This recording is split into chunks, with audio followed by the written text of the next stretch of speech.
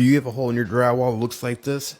What you're going to do is go to Lowe's or Home Depot or wherever you're going to go for your home improvement needs. You're going to find these drywall patches. You're going to grab one, and then you're going to come over here to this drywall mud. I use the blue stuff. That's either dust control or +3 topping.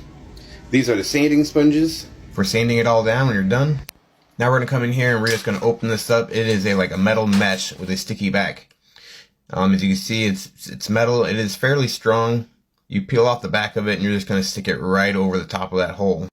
Just like so. And you're going to work from the inside, middle, out to the outside, and then kind of like push it outward. That way you don't get any wrinkles in it.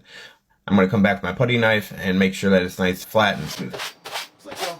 Next, we're going to get our drywall mud. We're going to scrape it into our pan and we're going to start applying it to the patch.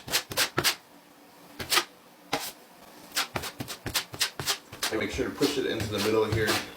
That way you fill that hole behind there a little bit. And then take off any of the excess mud. That way it's nice and smooth.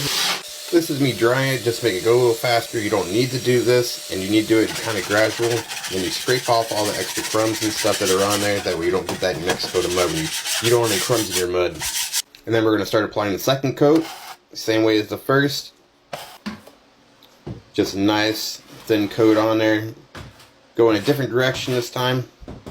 Last time I went vertical, this time going to the side.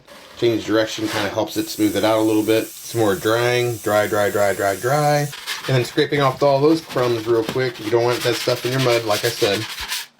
Apply one more coat. And this time I'm going to go vertical again. And by your third coat, you should be getting everything very smooth around the edges, everything nice and smooth, not much sanding left. Then you're gonna come back and I'm gonna dry it one more time, along with some more dry. Patch, and if you come up here, you can see there's a little bit of that fiber coming through still, so it's gonna need one more coat at least. And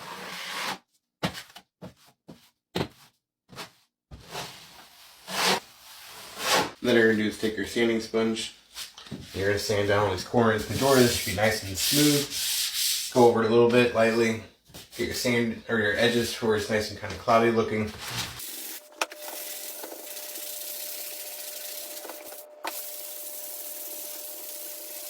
We want all the edges to look very thin.